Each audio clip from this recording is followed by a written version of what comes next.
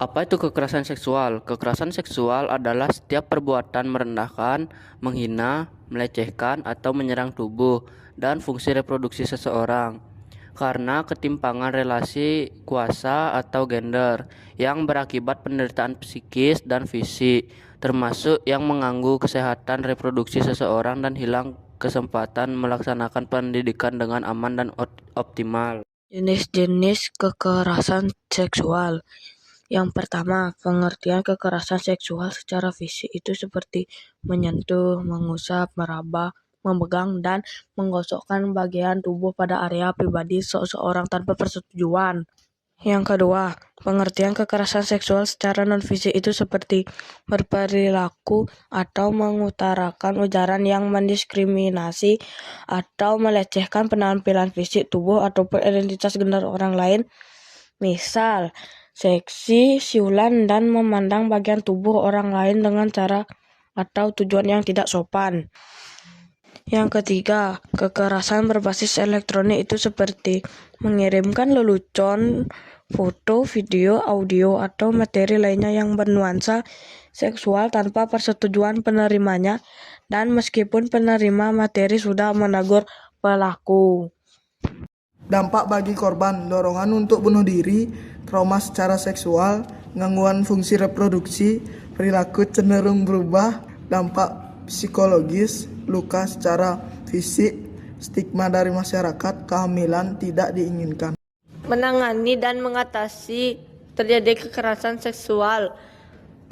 Kekerasan seksual pencegahannya bisa melalui kolaborasi anggota komunitas di berbagai lapisan masyarakat, seperti di rumah, di lingkungan sekitar, sekolah, lingkungan keagamaan, tempat kerja, dan lingkungan lainnya. Setiap orang berperan dalam mencegah kekerasan seksual dan menegakkan norma-norma rasa hormat, keamanan, kesetaraan, dan membantu orang lain. Faktor protektif dapat mengurangi kemungkinan terjadinya tindakan kekerasan seksual. Sudah seharusnya faktor tersebut ada pada tingkat individu, relasional, komunitas, dan masyarakat.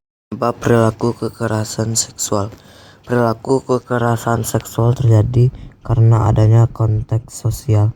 Nah, ada beberapa hal yang berkontribusi pada perilaku pelecehan seksual, yaitu norma-norma sosial yang membenarkan kekerasan, penggunaan kekuasaan orang lain, konstruksi tradisional maskulinitas, subjugasi (kekuatan atau kekuasaan) terhadap perempuan, sikap diam terhadap kekerasan dan pelecehan.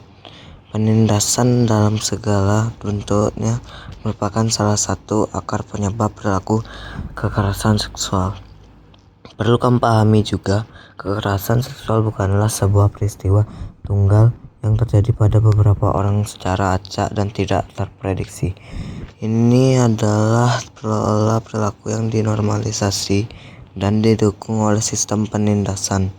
Kekerasan seksual juga bukan soal seks, tapi soal kekuasaan dan kontrol, atau yang bisa disebut ketimpangan selari relasi kuasa dan atau gender.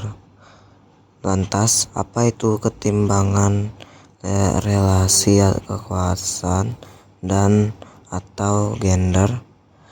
Menurut Komnas Perempuan, ketimpangan relasi kuasa dan atau gender adalah sebuah keadaan terlapor menyalahgunakan sumber daya pengetahuan, ekonomi, dan atau penerimaan masyarakat atau status sosialnya yang tujuannya adalah mengendalikan korban.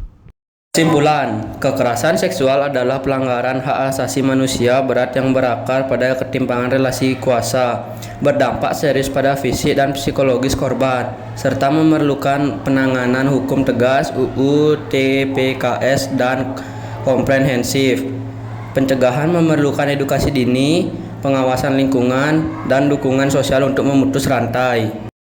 Tak terima pelaku kekerasan seksual anak di bawah umur dituntut hukuman penjara ringan, keluarga korban mengamuk dan melempari terdakwa dengan botol mineral.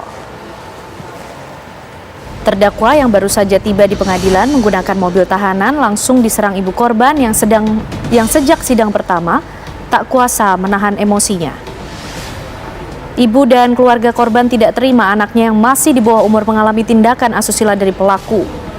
Kekesalan keluarga juga memuncak usai mengetahui namun tuntutan yang dibuat jaksa penuntut umum terlalu rendah.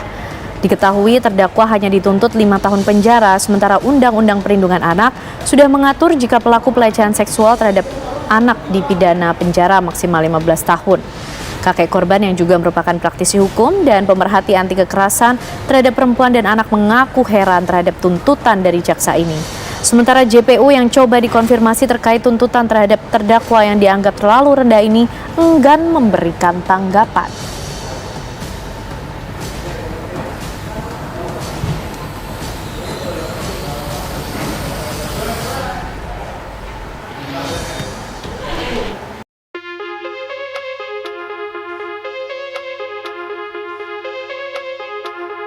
Mahasiswi Universitas Negeri Manado, Unima, Evia Maria Mangolo, 21, ditemukan meninggal dunia di indekosnya di Kota Tomohon, Sulawesi Utara, pada Selasa, 30 Desember 2025, sekira pukul 8 WITA.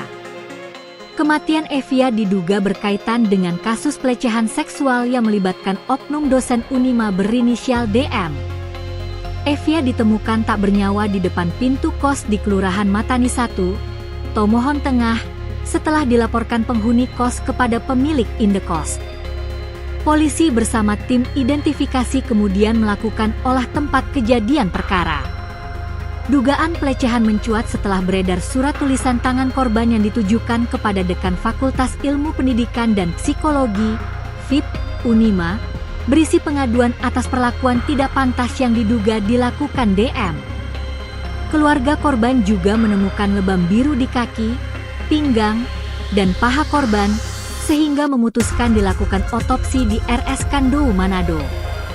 Kasus ini memicu kecaman mahasiswa dan publik yang mendesak pengusutan tuntas, penegakan hukum terhadap terduga pelaku, serta evaluasi menyeluruh sistem pencegahan kekerasan seksual di lingkungan kampus.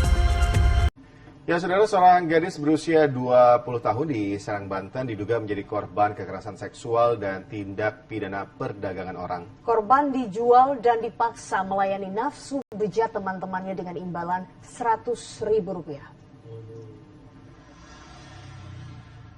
Di rumah inilah seorang gadis berusia 20 tahun di Kecamatan Keragilan, Kabupaten Serang, Banten, diduga mendapat kekerasan seksual. Tidak hanya satu orang, pelaku diduga berjumlah lebih dari 5 orang. Korban awalnya diajak bertemu pelaku berinisial JL ke rumahnya, namun kemudian disekap selama 3 hari. Kasus tersebut terungkap setelah keluarga mencari korban. Usai mendapat laporan dari keluarga, polisi pun menangkap pelaku utama. Korban juga dijual ke teman-teman pelaku sebesar 100 hingga 150 ribu rupiah. Uang yang didapat kemudian digunakan untuk membeli minuman keras. Keterangan dari tersangka ini menawarkan ke beberapa temannya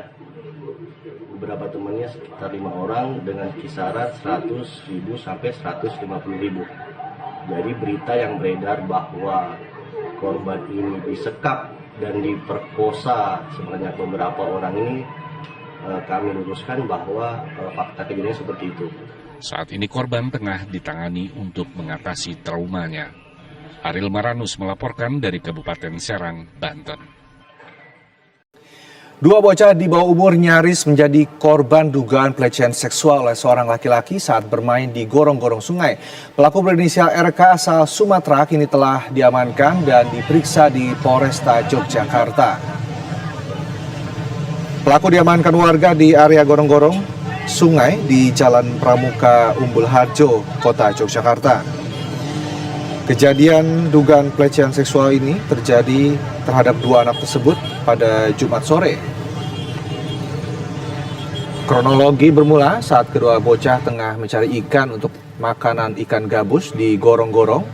Tiba-tiba datang pelaku menghampiri kedua bocah dan ikut masuk ke gorong-gorong. Pelaku kemudian mengajak kedua bocah masuk ke gorong-gorong yang lebih gelap dan pelaku pun melakukan pelecehan seksual. Dan saat itulah satu anak ketakutan dan lari memberitahu orang tua. MS kemudian orang tua mendatangi TKP dan mengejar pelaku, namun melihat kondisi anaknya sudah lemas terbaring di gorong-gorong, MS pun membawa sang anak ke rumah sakit. Warga yang mengetahui kejadian tersebut kemudian mengejar pelaku hingga 500 meter. Dan petugas dari Polsek Umbul Harjo yang datang ke lokasi kemudian menangkap pelaku dari amukan warga.